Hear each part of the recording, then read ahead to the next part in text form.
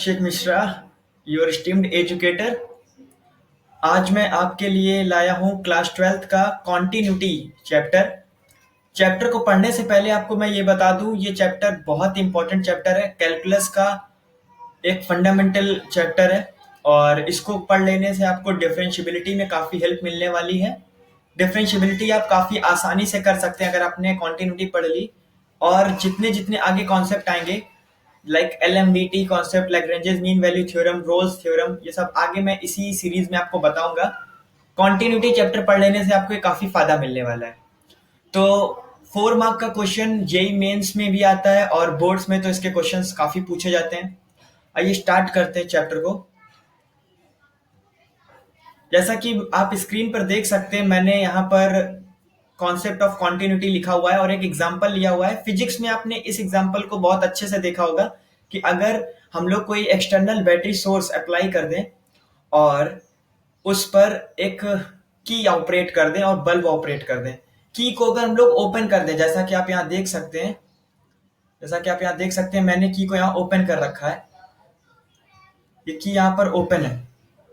Open होने की वजह से सर्किट हमारा क्लोज नहीं है, डिसकॉन्टिन्यूअस फंक्शन है, डिसकॉन्टिन्यूअस इवन हमारा सर्किट है।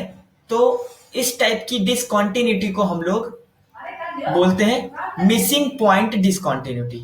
मिसिंग पॉइंट डिसकॉन्टिन्यूटी और आइसोलेटेड पॉइंट डिसकॉन्टिन्यूटी, ये सब क्या होती है इसको मैं आपको आगे सीरीज में बताऊंगा। अभी आप लोग ये जान लीजिए, ये बल्ब ग्लो नहीं करेगा ड्यू टू इट्स डिसकॉन्टिन्यूटी। अगर ये चीज कि हम लोग कैसे भी करके एनी हाउ क्लोज कर देते तो ये बल्ब ग्लो कर जाता, लेकिन ये बल्ब ग्लो नहीं किया क्योंकि ये फंक्शन हमारा ब्रेक था, डिसकॉन्टिन्यूअस था। आगे हम लोग देखते हैं, मैंने एक बल्ब ग्लो कराया है, आप यहाँ देख सकते हैं, यहाँ सर्किट क्लोज है, ये जो सर्किट है पूरा क्लोज है। इस वजह से हमको ये कॉन्टिन्यूअस फंक्शन मिल रहा है और बल्ब हमको ग्लो करता हुआ दिख रहा है। कॉन्टिन्यूअस फंक्शन को मैथ में कैसे समझते हैं, तो फिजिक्स का मैंने एक एग्जांपल ले लिया। मैथ में समझने के लिए आप इसको ऐसे समझ सकते हैं, मैंने यहाँ पे एक डेफिनेशन लिखी हुई है, the graph of a function is said to be continuous at x equals to a if while traveling along the graph of the function through the point at x equals to a, either from left to right or from right to left, one does not have to lift this pen या lift his pain. अगर एक person को left से right जाने पे, जैसे कि आप यहाँ देख सकते हैं, और राइट से लेफ्ट जाने पे यहाँ पर आप देख सकते हैं अपने पेन को उठाना ना पड़े, ये पूरा पेन मैंने उठाया नहीं, देखिए ऐसे कॉन्टिन्यूअस बन रहा है, तो हमारा फंक्शन कॉन्टिन्यूअस होता है। अगर हमने पेन को उठा दिया तो हमारा फंक्शन ब्रेक हो जाएगा और ये डिसकॉन्टिन्यूअस फंक्शन हो जाएगा।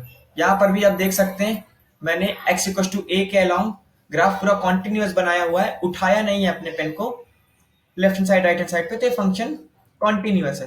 बट अगर आपने पेन की टिप को उठा दिया तो ये फंक्शन डिसकॉन्टिन्यूअस हो जाता है। जैसे कि मैंने कुछ एग्जांपल्स ले रखे हैं, आप देख सकते हैं यहाँ पर x इक्वल टू a पर ये फंक्शन ऐसे है, लेकिन थोड़ी ही देर में ये फंक्शन इतना जंप कर गया और ये हमारा डिसकॉन्टिन्यूअस हो गया। यहाँ पर बल्ब ग्लो नहीं करेगा, डिसकॉन्टिन्यूटी है।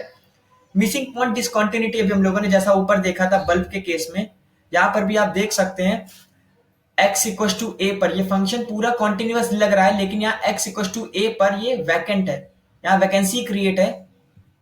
तो ये वैकेंसी क्रिएट होने की वजह से हम इसको ले नहीं सकते फंक्शन को। आप यहाँ पर देख सकते हैं at x equal to a पर ये फंक्शन डिसकॉन्टिन्यूअस तो है, यहाँ वैकेंसी क्रिएट है, बट यहाँ वाली जो वैकेंसी है, ये जो वैकेंसी क्रिएट हुई है, ये हम लोग ऊपर जाके देख सकते हैं यहाँ पे बनी हुई है। तो इसको अगर हम लोग एनी हाउ यहाँ पे फिक्स कर दें तो ये रिमूवेबल डिसकॉन्टिन्यूटी हो जाएगी। हम इस डिसकॉन्टिन्यूटी को रिमूव कर सकते हैं, बट अभी भी स्टिल ये डिसकॉन्टिन्यूअस फंक्शन की कैटेगरी में ही होगा। आगे देखते हैं, जैसे ये फंक्शन है, ये भी एक डिसकॉन्टिन्यूअस फंक्शन है, इतना जंप है, और ये भी डिसकॉन्टिन्यूअस फंक्शन है। At x equal to a पर दोनों फंक्शन बनाने पे left hand side right hand side पे हमें पेन को उठाना पड़ गया, ये डिसकॉन्टिन्यूअस है।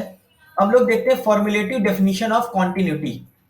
कॉन्टिन्यूटी की फॉर्मुलेटिव डेफिनेशन क्या होती है, यानी कि अगर हम लोग कॉन्टिन्यूअस को कॉन्टिन्यूटी चेक करना चाहते हैं किसी भी फंक्शन की, हम लोग उसको कैसे फॉर्मूले वाइज देखेंगे। A function f(x) is said to be continuous at x equals to a आप यहाँ पर देख सकते हैं eight x equal to A पर हमारा फंक्शन कॉन्टिन्यूअस होगा अगर लेफ्ट हैंड लिमिट, जिसको ये बोला गया है, ये लेफ्ट हैंड लिमिट है, यहाँ पर आप देख सकते हैं ये हमारी लेफ्ट हैंड लिमिट है और ये राइट हैंड लिमिट है। लेफ्ट हैंड और राइट हैंड लिमिट हमारी अगर सेम है और फंक्शन की वैल्यू क्रिटिकल पॉइंट यानी eight x equal to A पर भी ये तीनों के ही बराबर है और कोई फाइनाइट वैल्यू आ रही है, तो हमारा फंक्शन कॉन्टिन्यूअस होगा। फंक्शन की लेफ्ट हैंड लिमिट निकालने के लिए एफ एक्स यानी कि जहां जहां हमारा फंक्शन एक्स है वहां पर एक्स के प्लेस पे हम लोग उस पर्टिकुलर पॉइंट में एच को सब्ट्रैक्ट कर देंगे, तो लेफ्ट हैंड लिमिट हो जाएगी, एक्स की जगह पर प्लेस करते जाएंगे और राइट हैंड लिमिट निकालते समय एक्स के प्लेस पे हम लोग क्रिटिकल पॉइंट या पर्टिकुलर पॉइंट में एच को ऐड करेंगे। उम्मीद है आपको ये चीजें समझ में आ रही होंगी और कॉन्टिन्यूटी के लिए एलएचएल, आरएचएल और value of the function at x equal to A ये तीनों ही बराबर होनी चाहिए और एक फाइनाइट वैल्यू होनी चाहिए, तो हमारा फंक्शन कॉन्टिन्यूअस होगा। कॉन्टिन्यूटी किसी भी फंक्शन की हम तीन तरीके से डिस्कस कर सकते हैं। एट अ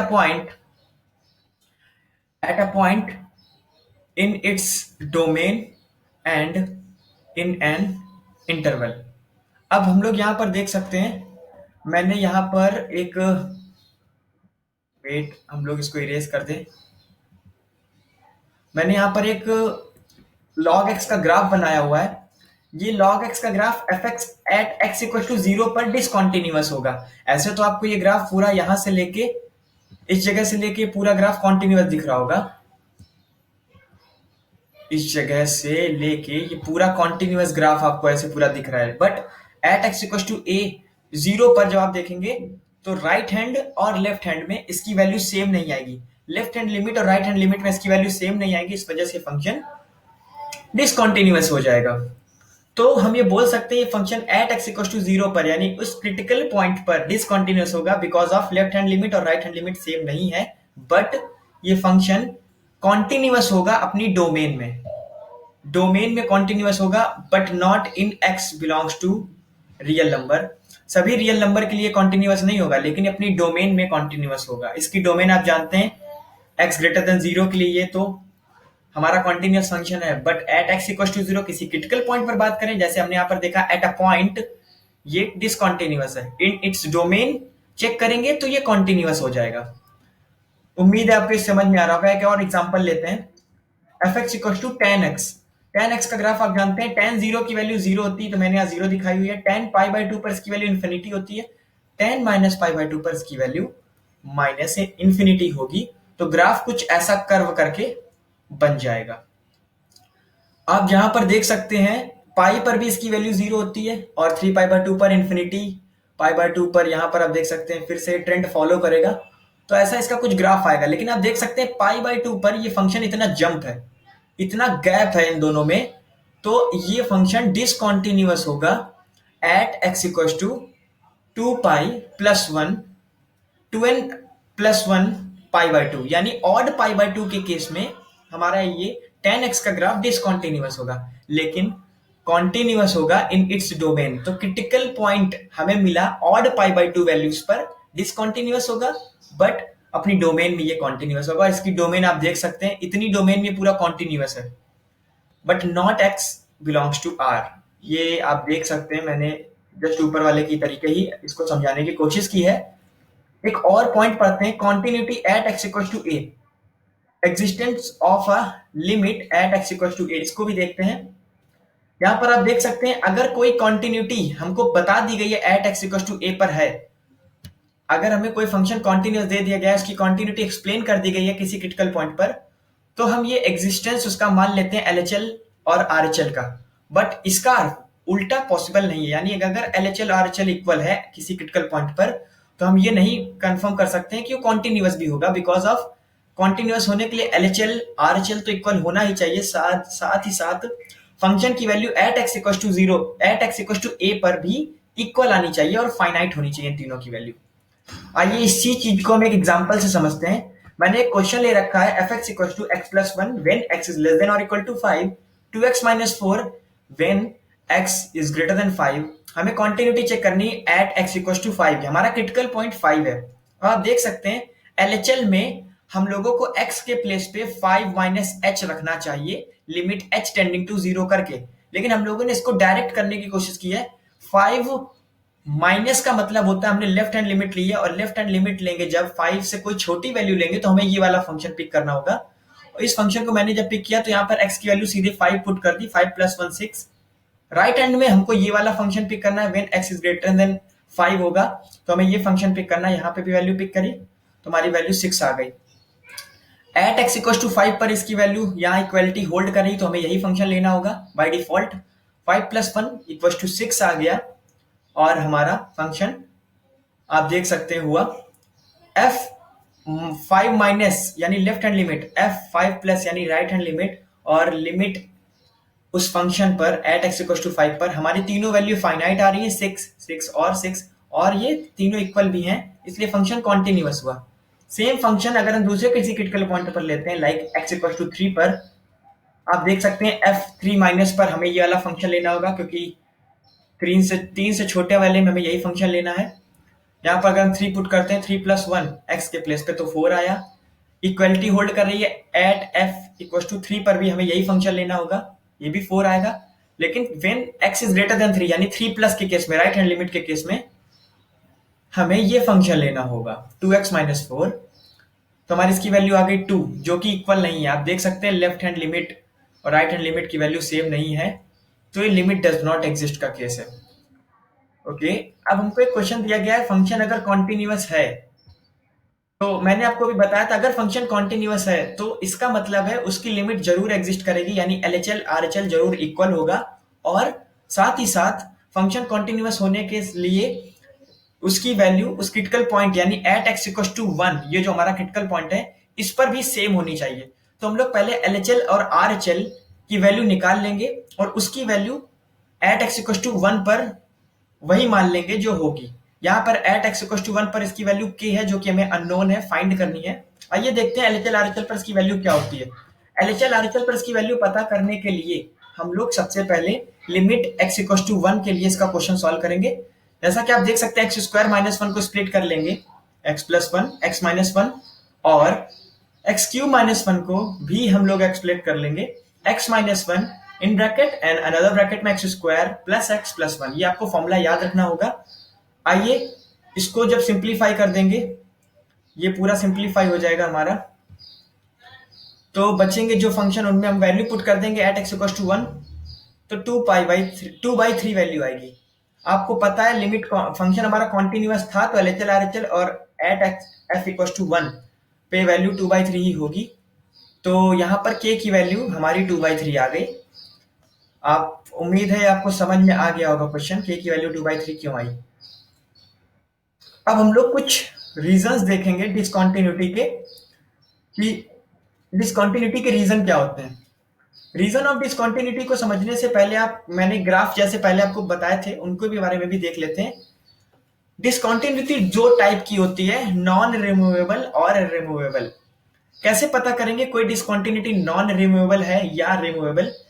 अगर limit at x equal to a पर डज नॉट एग्जिस्ट है, जैसे कि मैंने यहाँ पे लिखा हुआ है limit does not exist at f equal to a, और राइट हैंड लिमिट और ये जो लेफ्ट हैंड लिमिट है वो भी हमारी इक्वल नहीं है। आप देख सकते हैं मैंने इक्वल का साइन नहीं लगाया है।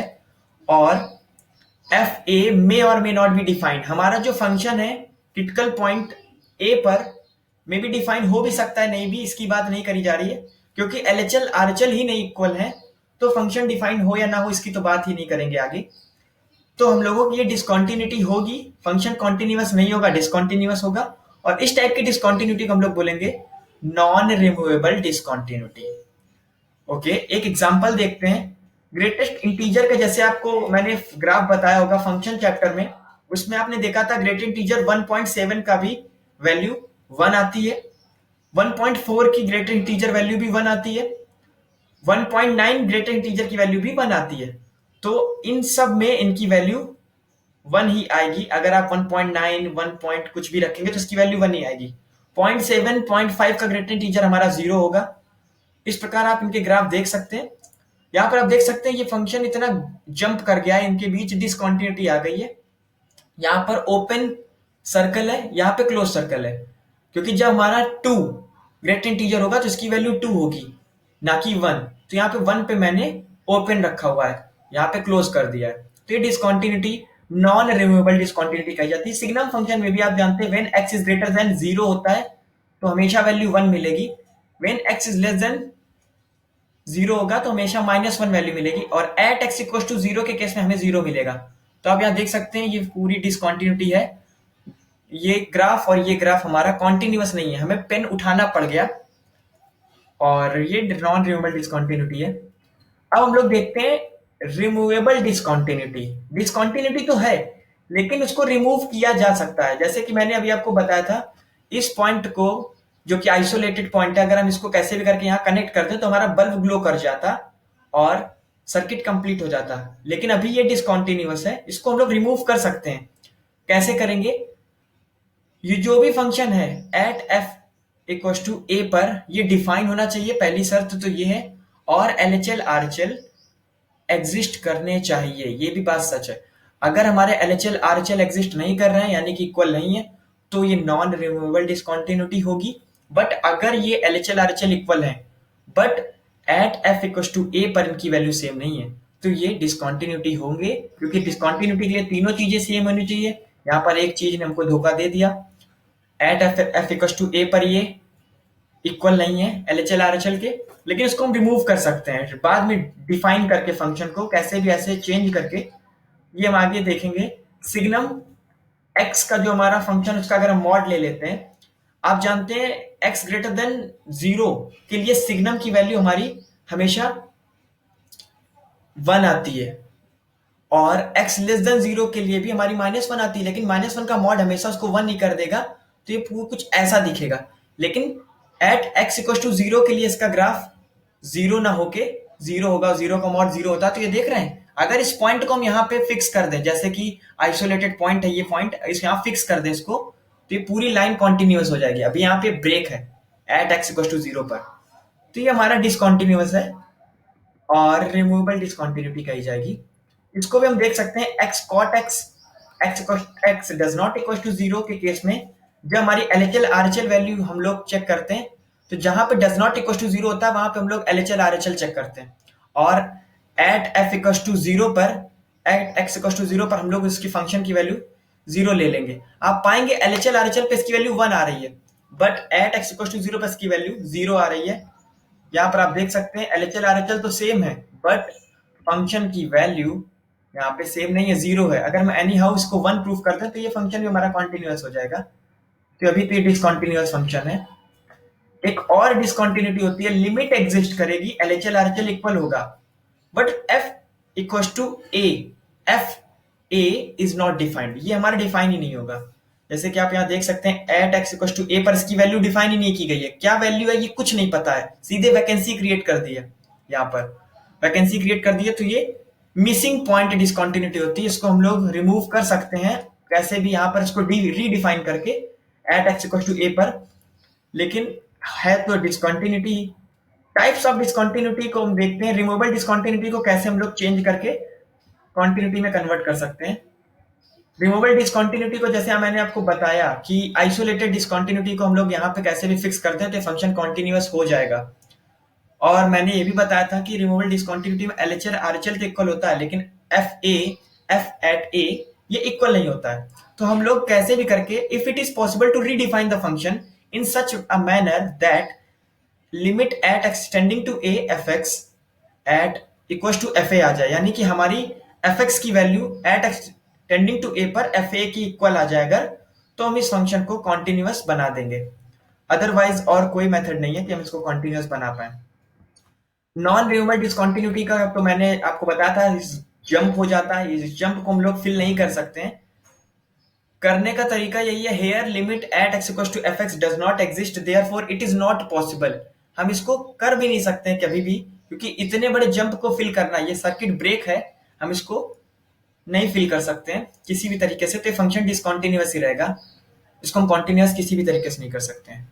अब हम लोग किस डिसकंटिन्यूटी को, जो मैंने अभी जितने भी टाइप की डिसकंटिन्यूटी बताई हो, उसको समझाने के लिए एक ग्राफ की हेल्प ले रहा हूं। आपको इसको बहुत कीनली ऑब्जर्व करना है, बहुत आसानी से आप इन सबको कर सकते हैं। आप इस ग्राफ को देखिए और एक एक पॉइंट को पिक करिए, जैसे मैंने कि एट एक्स इक्वल टू 0 की बात करी हुई है, एट एक्स इक्वल टू 0 के राइट हैंड साइड में आप देखिए इसकी वैल्यू 1 आ रही है, राइट हैंड साइड में इसकी वैल्यू 1 आ रही है, और लेफ्ट हैंड साइड में इसकी वैल्यू कुछ नहीं है, डिफाइन ही नहीं किया गया फंक्शन। लाइन तो हमारी ये है, यहाँ पे लेफ्ट हैंड साइड में कुछ डिफाइन नहीं किया गया है, और at x f equal to 0 पर इसकी वैल्यू आप देख सकते हैं 1 है, 0 पर इसकी वैल्यू 1 है, और राइट हैंड साइड में इसकी वैल्यू 0 प्लस के केस में भी 1 ही होगी। ये ओनली सिंगल डायरेक्शन या केवल एक डायरेक्शन में इसको डिफाइन किया गया है। इस प्रकार से देखा जाए तो ये हमारा कॉन्टिन्यूअस फंक्शन होगा। लेफ्ट हैंड साइड में भले नहीं डिफाइन किया गया, लेकिन राइट हैंड साइड और उस पर्टिकुलर पॉइंट पर इसकी वैल्यू सेम है, इस वजह से हमारा ये फंक्शन होगा कॉन्टिन्यूअस। और आगे अगर हम लोग देखें इसको, कंसीडर करें एट एक्स इक्वल टू 4 के केस में, तो ये फंक्शन हमारा कॉन्टिन्यूअस होगा एट एक्स इक्वल टू 4 पर। आप देख सकते हैं 4 के केस में यहाँ पर ये 4 पर ये डिफाइन किया गया है, ये फंक्शन यहां से लेके ये पूरा बिना पेन को उठाए बनाया गया है, बिना पेन को उठाए ये ग्राफ हमने बना दिया है। और आप इसकी वैल्यू भी चेक करेंगे तो तीनों इसमें सेम आएगी, एट एक्स इक्वल टू 4 पर इसकी वैल्यू 1 ही आएगी, तो ये फंक्शन पूरा कॉन्टिन्यूअस दिख रहा है एट एक्स इक्वल टू 4 पर। एट एक्स इक्वल टू 4 पर यहां पर मैंने गलती से 4 लिख दिया है, मुझे यहां लिखना चाहिए एट एक्स इक्वल टू 1, यहां पर 1 गलती से लिखना चाहिए, इसको काट के मुझे 1 लिखना है, एट एक्स इक्वल टू 1।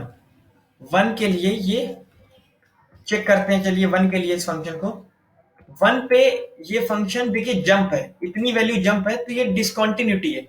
1 पे लेफ्ट हैंड साइड में इसकी वैल्यू डिफाइन है, राइट हैंड साइड में नहीं डिफाइन, और यहाँ पे 1 पे इसकी वैल्यू एग्जैक्ट 1 डिफाइन कर दी गई है, राइट हैंड में इसकी कोई वैल्यू नहीं डिफाइन की गई है। तो इसको ऐसे समझ सकते हैं, लेफ्ट हैंड साइड में इसकी वैल्यू 0 है, राइट हैंड साइड में इसकी वैल्यू 1 है, तो एलएचएल आरएचएल जब इक्वल नहीं है तो ये नॉन रिमूवेबल डिसकंटिन्यूटी, मैंने आपको बताया था पहले भी। एट एक्स इक्वल टू 3 की बात कर लेते हैं अब। 3 के केस में आप देखिए ये आइसोलेटेड पॉइंट डिसकंटिन्यूटी का केस है, इसको अगर हम लोग यहाँ पे कैसे भी करके अगर यहाँ ज्वाइन कर दें तो इसको हम रिमूव कर सकते हैं इस कॉन्टिन्यूटी को, लेकिन यहाँ ये ज्वाइन नहीं है, ये ज्वाइन नहीं किया गया है। और इसके 3 के राइट हैंड साइड में लेफ्ट हैंड साइड में फंक्शन की वैल्यू दोनों में सेम आ रही है, तो डिसकंटिन्यूटी तो है लेकिन रिमूवेबल टाइप की और आइसोलेटेड पॉइंट डिसकंटिन्यूटी। और यहाँ पर एट एक्स इक्वल टू 2 पर ये फंक्शन डिफाइन ही नहीं किया गया है, और जब फंक्शन डिफाइन ही नहीं किया गया एट एक्स इक्वल टू 2 पर, left hand side right hand value तो सेम है, लेकिन 2 पर इसकी वैल्यू क्या है ये डिफाइन नहीं है। एट एक्स इक्वल टू 2 पर इसकी वैल्यू डिफाइन नहीं, वैकेंसी क्रिएट है। एट एक्स इक्वल टू 2 पर ग्राफ ऐसे बना कॉन्टिन्यूअस है, लेकिन 2 पर इसकी वैल्यू कुछ नहीं पता, डिफाइन नहीं है, तो ये भी हमारी डिसकंटिन्यूटी है। और इस डिसकंटिन्यूटी को हम लोग बोलेंगे रिमूवेबल टाइप डिसकंटिन्यूटी, लेकिन मिसिंग पॉइंट डिसकंटिन्यूटी। और एक बात last point, x equal to 5 पे अगर हम लोग देखें, 5 पे बहुत आसानी से आपको देखने को मिल जाएगा एट एक्स इक्वल टू 5 के, जब आप राइट हैंड साइड देखेंगे तो वैल्यू आपको इन्फिनिटी मिलेगी। राइट हैंड साइड पे आप देख सकते हैं ग्राफ कुछ ये जा रहा है, लेफ्ट हैंड साइड में minus infinity, right hand side में इन्फिनिटी, तो इन पे भी वैल्यू सेम नहीं है, दोनों पे वैल्यू सेम नहीं है, तो ये फंक्शन भी not equal as well as finite value, not a finite value है। और एट एक्स इक्वल टू 5 पर भी इसकी कोई फाइनाइट वैल्यू नहीं है, तो ये भी डिसकंटिन्यूअस फंक्शन होगा। यहां पर आप समझ सकते हैं एट एक्स इक्वल टू 2 जिसपे फंक्शन डिफाइन ही नहीं किया गया था, और एट एक्स इक्वल टू 5, 2 पर भी देखिए आप देख सकते हैं फंक्शन को डिफाइन नहीं किया गया है, एट एक्स इक्वल टू 2 पर फंक्शन डिफाइन नहीं है। ग्राफ से भी आप देख सकते हैं फंक्शन को मैंने दिखाया है, एट एक्स इक्वल टू 2 पर इसकी वैल्यू डिफाइन नहीं की गई है, और 5 पर भी इतना बड़ा जंप है, 5 पर इसकी कोई वैल्यू नहीं है, ये देखिए इतना बड़ा जंप है, 5 पर इसकी कोई वैल्यू नहीं है, डिफाइन नहीं की गई है। तो एट एक्स इक्वल टू 2 और एट एक्स इक्वल टू 5 पर इसकी कोई वैल्यू डिफाइन नहीं की गई है, not is domain of F x. तो at x equal to 2 x equal to 5 इसकी डोमेन में नहीं है क्योंकि डिफाइन नहीं किया गया, hence function is continuous in its domain except at x equal to 1 x equal to 3। X equal to 1 x equal to 3 पर ये फंक्शन कॉन्टिन्यूअस है, लेकिन 1 और 3 के केस को अगर हम हटा दें, क्योंकि 1 और 3 इनकी डोमेन में तो आ रहा है, इनमें फंक्शन तो डिफाइन है, लेकिन डिसकंटिन्यूटी है। उम्मीद करते हैं आपको ये चीज समझ में आ गई होगी। और अगर आपको कोई डाउट है तो आप मुझसे पूछ सकते हैं कमेंट सेक्शन पे। अगला वीडियो पार्ट 2 पे मैं इसी पे और दूंगा। तब तक के लिए आपको पढ़ना पड़ेगा काफी चीजें। ओके।